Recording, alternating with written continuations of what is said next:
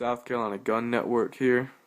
I'm doing a quick overview of one of my custom M4 carbine or AR-15 builds. This build started out with a Stag Arms upper, Stag Arms lifetime warranty barrel, 1 in 9 twist with a Vortex flash hider on the end.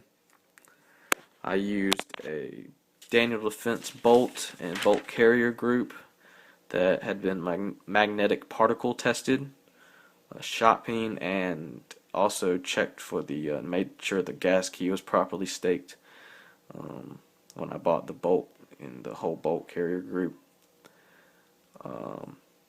Also used for the quad rail system, I'm using a Troy battle rail. I've just had good luck in the past with Troy rails. I love them. Incredibly durable, very solid. It's not a free floater, but is probably the best rail out there that is not a free floating combat rail. Anyway, another thing one thing that I do add or use on all of my M4 or AR-15 builds is a Bravo Company USA billet aluminum charging handle. It's the gunfighter charging handle.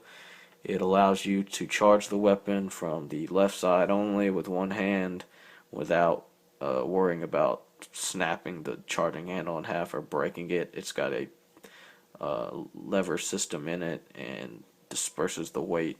It has a pin inside of it that disperses the weight across the entire back of the charging handle, so it's like you're pulling from both sides, but you're not.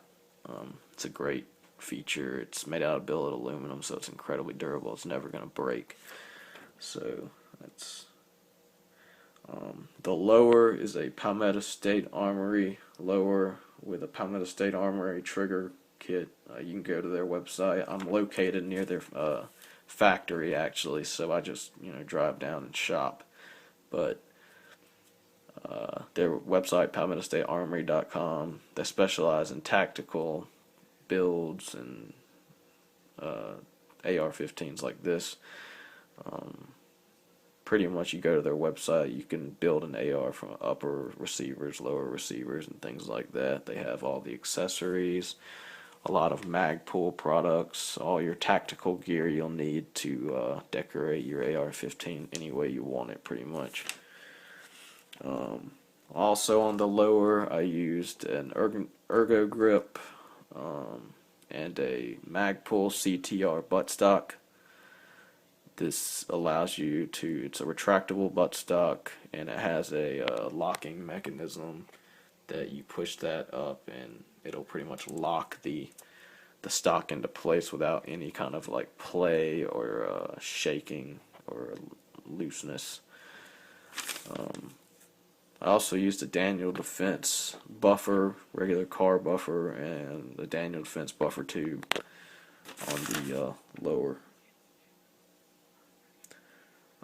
I have a Magpul sling. It's a single point, double point sling. I think you can switch it right now. It's a single point, and you can switch it. You can obviously take this off and move it to this sling mount if you wanted to.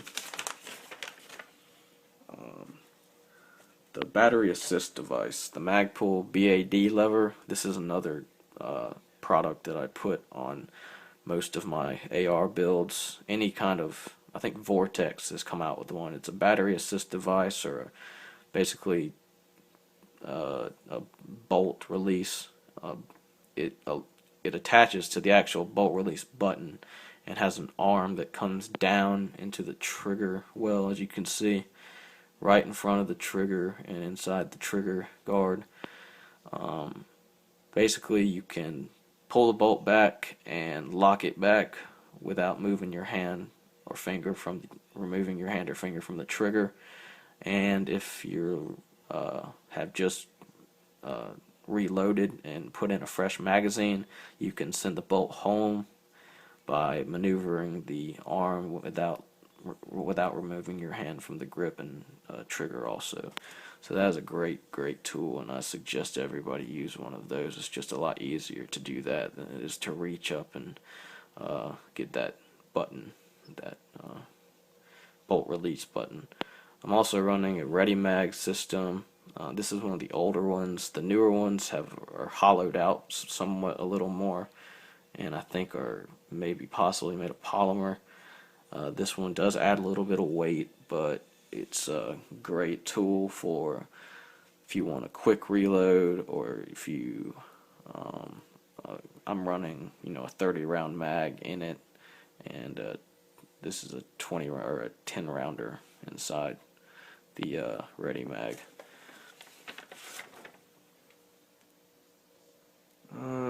The Surefire lights, I'm running a G2 LED on a Viking Tactics mount. This is a click-on tail switch Surefire light, LED, extra bright.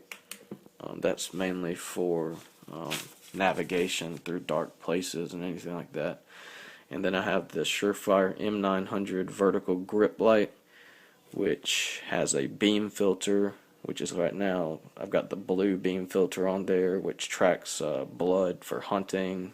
It tracks blood at night, pick up traces of blood easy in the grass or whatnot. It also has two dual infrared LEDs, and it's got an infrared light or beam filter also. You can quickly detach this beam filter and it'll come off, and there's a regular yellow light underneath it that is also very bright. If you're asking, before anybody asks why I have two lights on this gun, sometimes I live by the two is one is none theory. Any time, you know, this light could go down or this light could go down. So I mean, if one of them goes down, I have an extra one. If one of them went down and I didn't have this, you know, I'd be screwed. So I think I've talked about everything on the weapon. I've got these XTM Magpul rail guards panels. They're pretty neat. You can do all sorts of different colors and whatnot. But moving to the optic, I chose to go with the Aimpoint Comp M2 red dot mainly because of battery life. The red dot, it has, I don't know how many settings. There's tons of different brightness settings on it, and it's running on an ADM mount, which is comparable to the LaRue mount. I think the ADM is a little more expensive than the LaRue, but they're the same thing. They're quick detach. They'll 100% keep their zero, and they're really solid. You can, just like the Aimpoint optic is. The Aimpoint optic is known for its durability. You can pretty much run this thing over with a bus and it'll still work. You can leave the light on all day and it'll still work just because of the battery life. But this optic has never failed me. Big fan of Aimpoint, also a big fan of EOTech. You're not going to see me with a ACOG on any of my M4s because I'm not going into battle anytime soon, and I don't feel like spending $1,000 on an optic when I could go buy a new AR for that much money. But also one of the things I run on most of my M4s is the Magpul MBUS sights, the backup sights. They're flip up polymer sights, incredibly durable. These are the Gen 2. They have windage and elevation and everything like that. They're not steel sights, but they are flip up polymer, and they're incredibly durable. Very popular backup sights. This has been a little bit longer video than I thought it would be, but just wanted to give y'all a quick look at the one of my M4 AR-15 builds.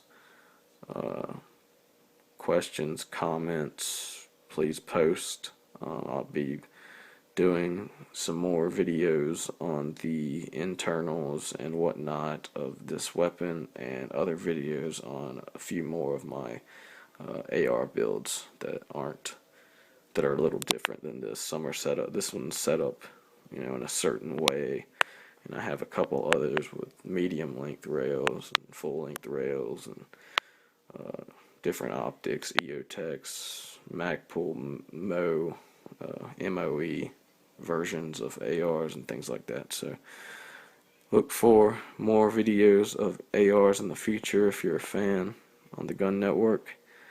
And I think I'm going to call it quits on this video. If you have any questions, please comment below. Peace.